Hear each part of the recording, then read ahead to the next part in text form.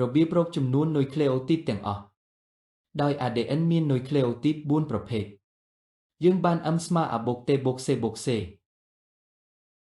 ឧទាហរណ៍ម៉ូលេគុល ADN មួយមាននុយក្លេអូទីត A ស្មើ 1000 T ស្មើ 1000 C ស្មើ 2000 C ស្មើ 2000កន្នីចំនួននុយក្លេអូទីតទាំងអស់ចម្លើយកន្នីចំនួននុយក្លេអូទីតទាំងអស់បំរាប់ A ស្មើ 1000 នុយក្លេអូទីត T ស្មើ 1000 នុយក្លេអូទីត C ស្មើ 2000 នុយក្លេអូទីតនិង C ស្មើ 2000 នុយក្លេអូទីតដោយ ADN មាននុយក្លេអូទីត4ប្រភេទយើងបាន M ស្មើ A បូក T បូក C បូក C នាំឲ្យ M ស្មើ 1000 បូក 1000 បូក 2000 បូក 2000នាំឲ្យ M ស្មើ 5000 នុយក្លេអូទីតដូចនេះ M ស្មើ 5000 នុយក្លេអូទីត